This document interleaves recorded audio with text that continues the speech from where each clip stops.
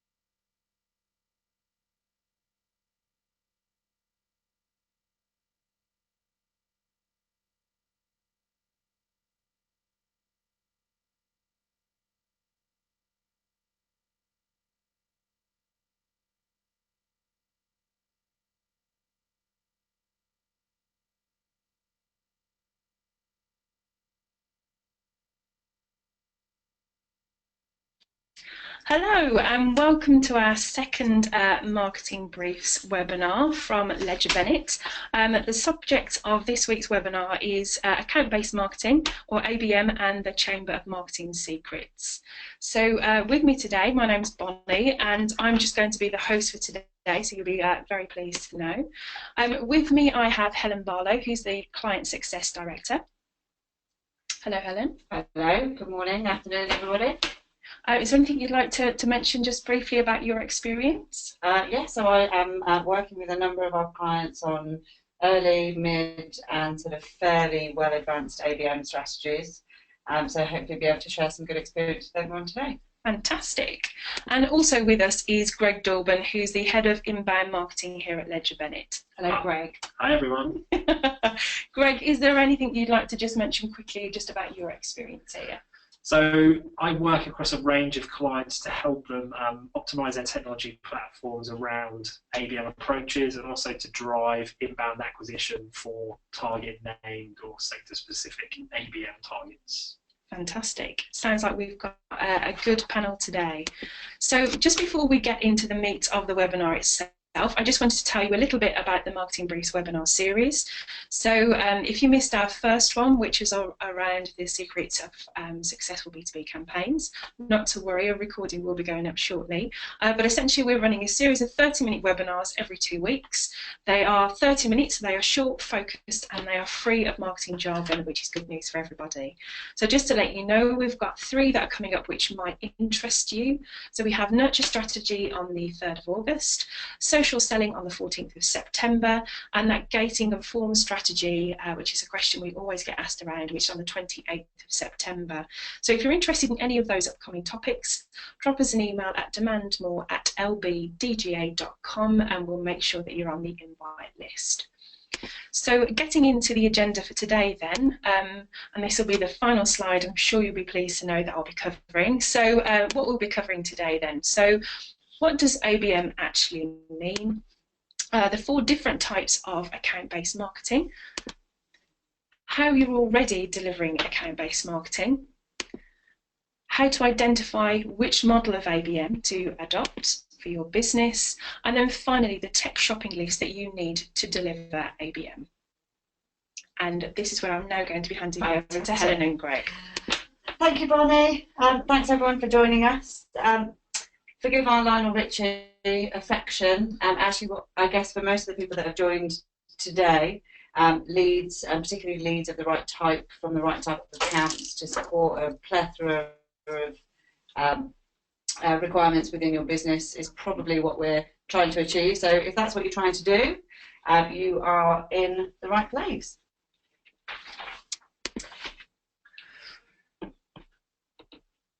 So around account-based marketing, one of the key things we get asked is, what does it actually mean? And we work with clients because it can mean different things for different businesses, different organisations and different focuses.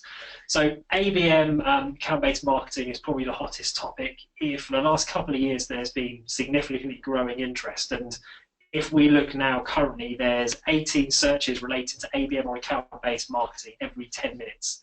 Just to give context on that, 10 years ago, around 2005, there were 0 searches at all around account-based marketing or ABM. So you can see over the past 10 years, it's really been the hot topic for marketers trying to drive performance of their business.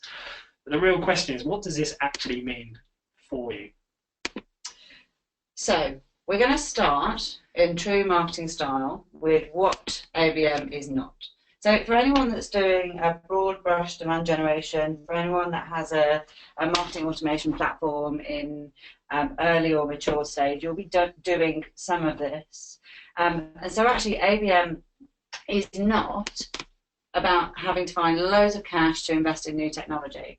As Greg quite rightly points out, that the growth of ABM vendors, of software providers trying to solve all evils with, you know, $1 million software purchase are popping up all over the place. Let's be really clear, there are some really easy, simple ways that you can get started with ABM. So it's not about having to split up half your marketing budget to go and invest in new technology. It's also not needing to create loads of new content. So one of the big things that we see when we're building out early stage ABM strategies is a requirement or a thought process within the business that suddenly we now need to go and create loads of new content, really specific things that speak to that individual, and it can be a really pricey thing to do. So it's not about creating a whole host of content for content's sake. And finally, it is not overhauling absolutely everything that you have, and he who will not be named, I'm sure, will come up again later. It's not overhauling your entire marketing estate, all of your infrastructure, your whole website and your complete sales team to focus on that one big whale of an account. So if that's all the things that it's not, here's a handy definition for you around what ABM actually means. So ABM, in its purest form, is the process of aligning marketing activity, i.e. your time and money, your strategy and execution, with the target account types or growth, or groups, sorry, that will drive revenue growth.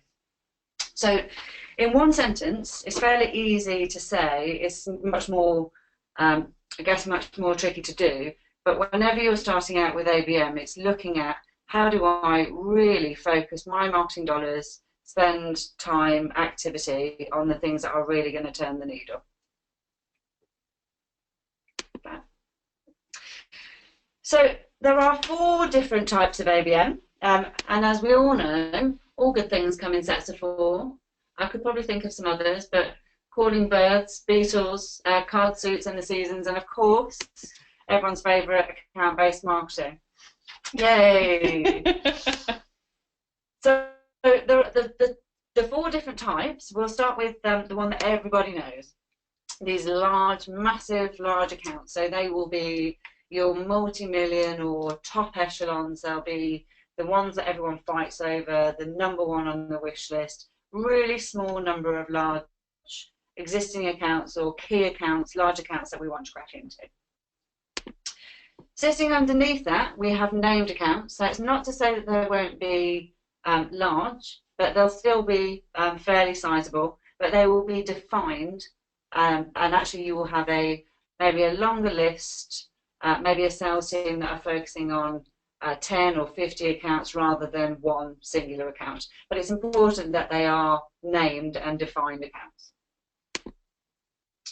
Next, we have industry sector, and as Helen alluded to earlier, there are some approaches around account-based marketing that you're probably already adopting, and they can be part of an ABM strategy. So targeting sectors or industries, specific verticals, is one way of going after an account-based marketing approach where you may want to tailor your messaging or targeting.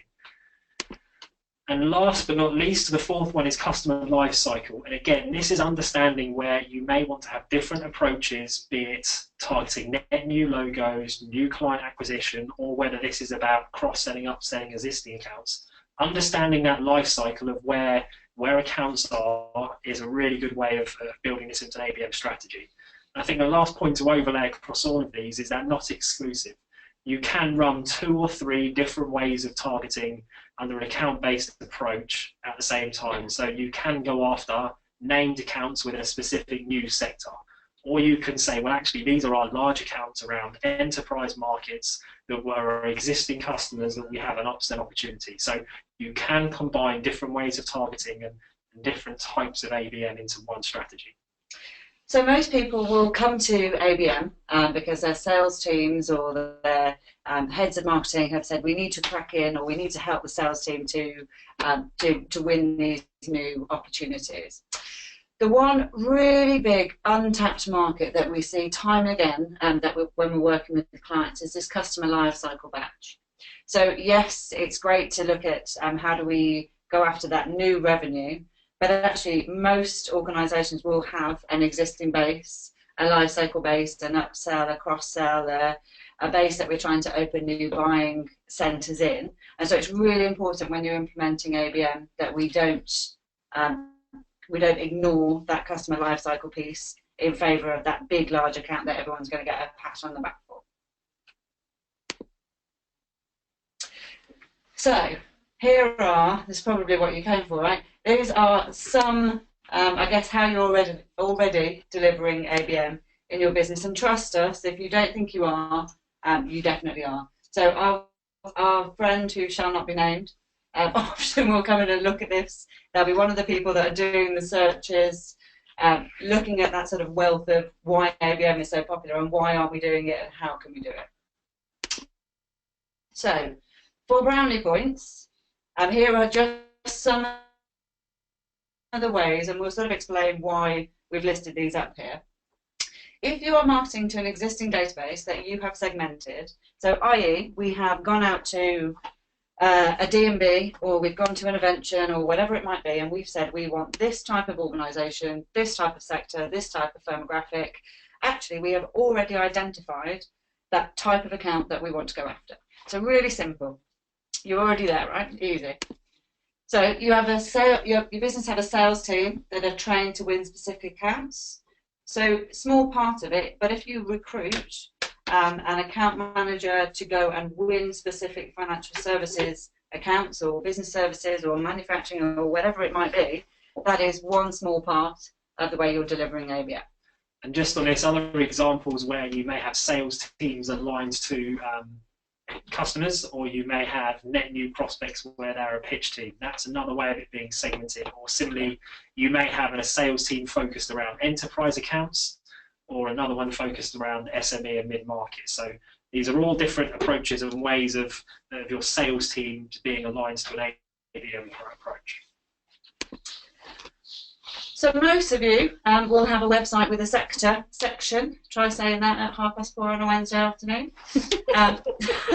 What it actually means is that somewhere along the route in creating or in building your CMS platform, you have said we want to have a very specific content repository or offering or solution set that really allows people from a specific sector to understand and see how well we demonstrate expertise in their sector. So if you're looking at industry or sector type ABM, that would be one of the building blocks in your ABM strategy.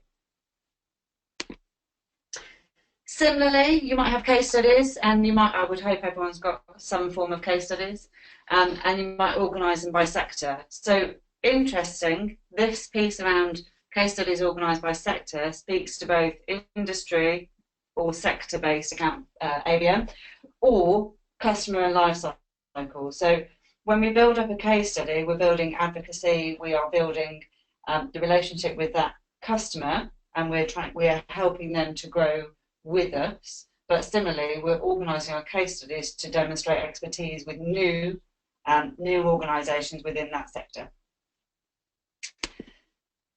And then finally, and this is a bit of a no-brainer, but we never give ourselves credit for it, if you're attending, so if you are investing in specific events for either specific verticals, specific target organisations, specific customer events, that is one small way that you are aligning your activity, budget, time with the needs of the business in terms of building out an ABM strategy.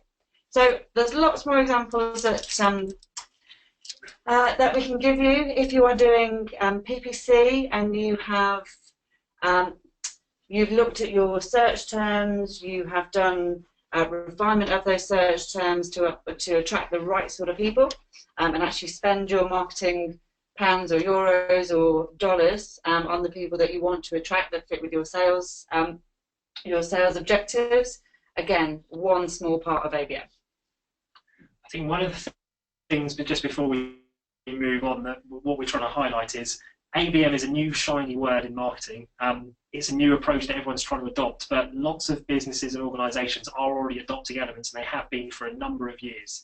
So it's not something that's new. It's more about how you can ensure your business is aligned and how you can get more value from that approach by tying a few different things together. So what we're trying to demonstrate is it's not a case, as Helen said, ripping everything up, starting again and going after the one thing. It's more about putting more structure and discipline and thought and understanding about what you're already doing to try and drive better performance and better results.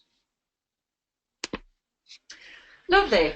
So now you've got some good brownie points to go back and say, hey, we've started doing ABM, and everyone will applaud you as you go back to your desk and panic about what we're going to do next.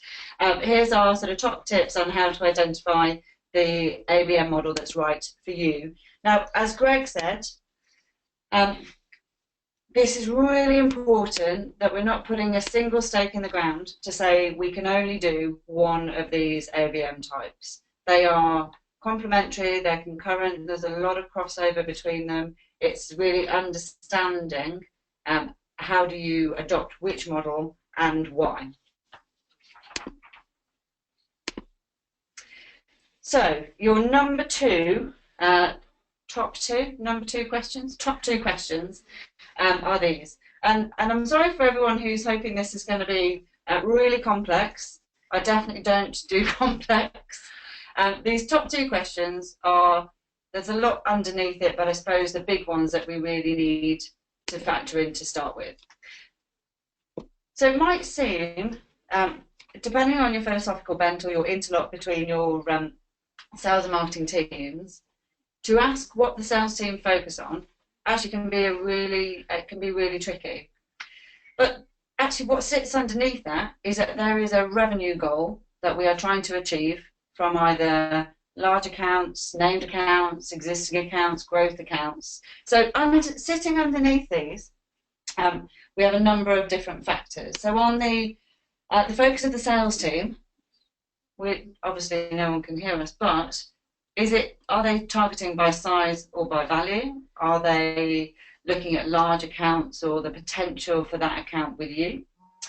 Do they have a set of named accounts that they only want to target, and actually they fundamentally don't care about anything outside of that? Is it purely by sector, so we can only sell into a certain sector, or we have particular success in a sector? Or are they looking at new versus growth? Or underneath that, which is probably what most sales teams care about, are they just focused on going to the pub? So if they are, we'll probably leave those guys out. What sits underneath that then is where as a business are we targeting our revenue from? So back to the definition of account-based marketing. really being the process of aligning your activity, strategy and execution with the account types that will drive revenue growth. This is going to be fundamental. So, is it a few large wins, known opportunities from a couple of specific sectors, or is it from upsell and retention? So, here's the countdown clock going. Actually, these things in conjunction will lead you to your account-based marketing model, or priorities thereof. So once you've got to that, then we need to start looking at where do I really need to invest my marketing time and my dollars in. So if we're looking at large accounts and we're trying to, and this might change for everybody, so don't take this as gospel. Here are some of the bigger elements that people will be trying to achieve. Identifying the high value opportunities. In named opportunities, named accounts, it will be understanding, feeding information to enable your sales team to sell, or to sell better, or to sell more. With sector, it might be about building demand, it might be about creating awareness, it might be about building a nurture pull-through that really helps you and supports you. And then with customers, advocacy and identifying new buying centres is probably the key number one goal that we're trying to achieve with that ABM model. So, when we know that, we then need to find out how are we going to do, what technology do we need to be able to support those objectives. So in terms of technology, we touched upon it already, it's not a case of ripping up your infrastructure, breaking your budget in half and going out and buying a whole load of platforms and tools. What we want to try and give you is an overview of different types of approaches you may want to adopt based on the different market maturities or objectives you want to meet.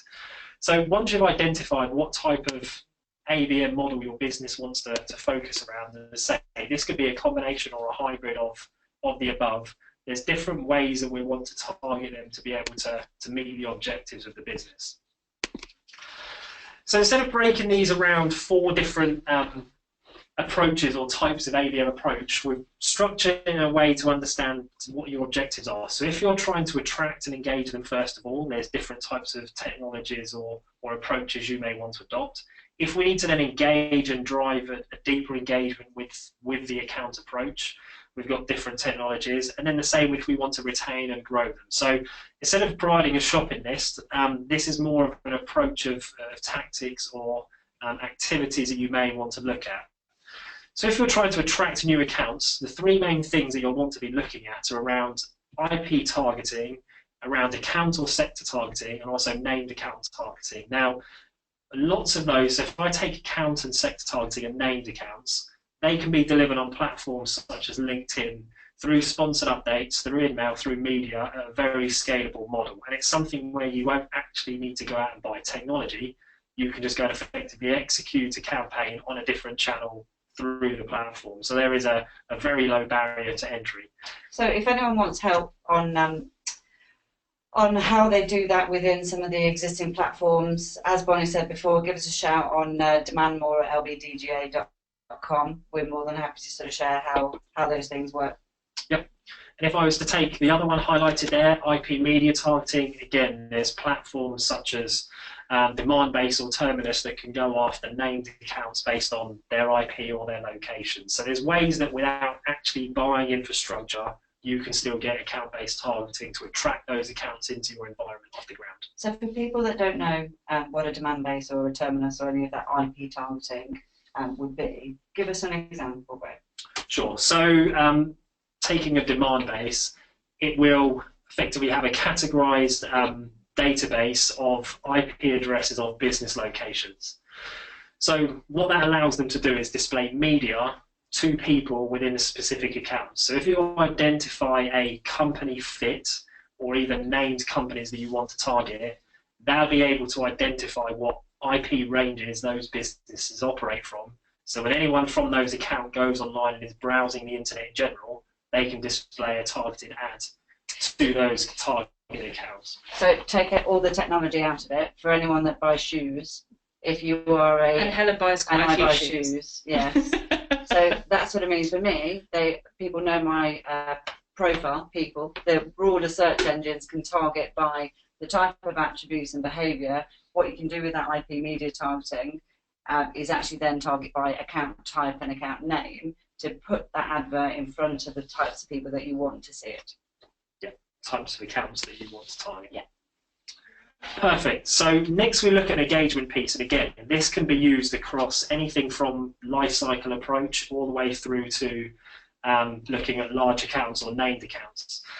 Things like web personalization or nurtured and triggered emails really come into play to drive that deeper engagement. So web personalization, you probably will need to go out and either buy a platform, or it may be a capability within your CMS, depending on what platform you use. So this is an evolution for anyone that's doing, anyone that has a sector page on their website that the customer has to go on and navigate to. Actually, that is a complete evolution that you're not asking them to click on anything. You are automatically displaying the right type of content for that type of person. Yeah, and equally, as another example, it could be that on the home page you display a message targeted around SMEs or mid-market if that's their fit, versus an enterprise message or a multinational message based on targeting larger or named accounts. The nurture and triggered emails would typically be done through a marketing automation platform. Examples would be Eloqua and Marketo. But again, here you would identify, based on your approach, if you know what sector someone's in, you will provide them different communications based on knowing their industry or what's relevant to them. Likewise, if you know it's someone from an enterprise account or a SMB account, the conversation you'll have about what solutions or what their pains are will be very different again.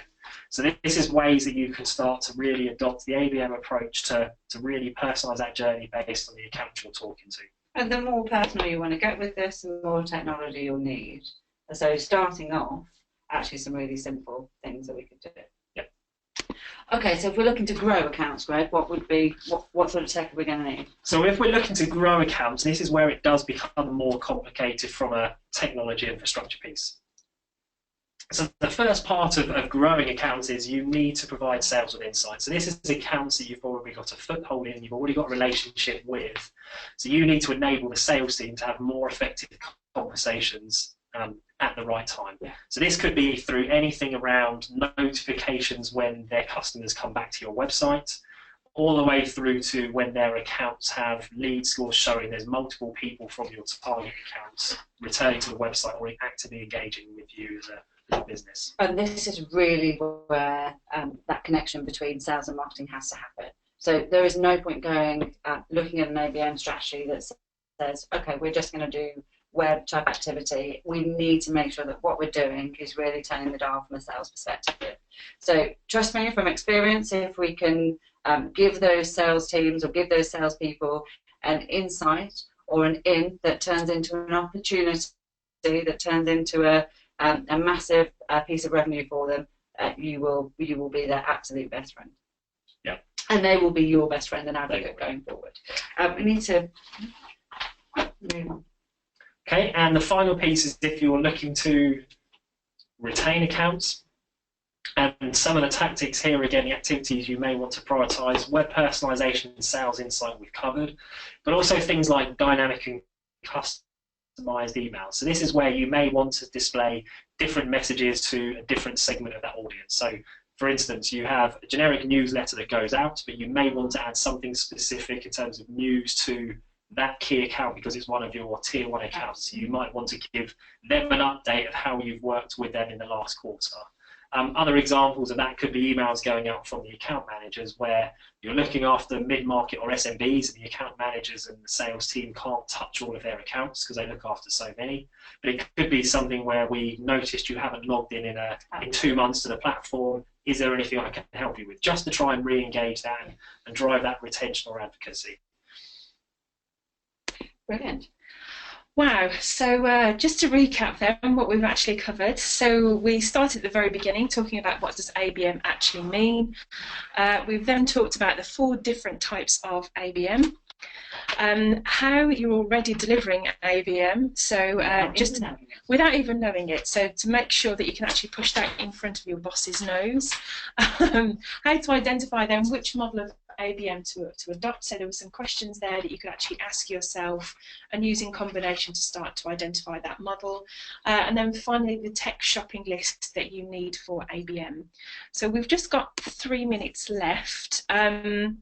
And just to look at the questions that have come in, so we don't have very long, so I'll only pick one. So, Greg, Helen, just off the top of your head, what are your top tips, would you say, for ABM? Make sure that you understand what your sales team are really trying to achieve, and make sure that you are not using your ABM strategy to purely help them with events, but that we're really turning the dial from a revenue point of view. Okay. Yep. So you can track and measure. My view would be I'll take it from the approach that you're looking to launch an ABM approach, or at least to make it more of an integral and valued part of your marketing mix, would be to pick friendly sales organisations or salespeople to work on this pilot prototyping with. So use it to have a friendly flow, shall we say. Use it to work through some of the alignment pieces, some of the structure, some of the standardization around how this looks like. Test and learn. And they can be an advocate internally to sales instead of trying to force it on the whole sales organization.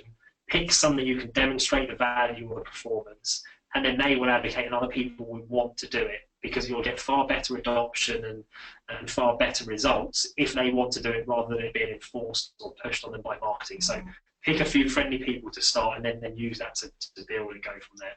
Brilliant. So it sounds like then that the key to all of this is making sure you have a good, close working relationship with sales. Yeah. Fantastic. Okay, brilliant answer there. So just to kind of finish off, we have some upcoming webinars in the series that I just wanted to tell people about. So if you're looking for more information around B2B nurture strategy, that's our next webinar on the 3rd of August. We've got gating strategy on the 28th, buyer journeys on the 7th of December, and finally waterfall reporting, very interesting that one, on the 2nd of February. So if you're interested in any of the upcoming topics, then obviously drop us an email at demandmore@lbdga.com and we'll make sure that you're included on that invite. Just wanted to say thanks very much for tuning in, and hopefully we'll see you in 2 weeks' time. Thank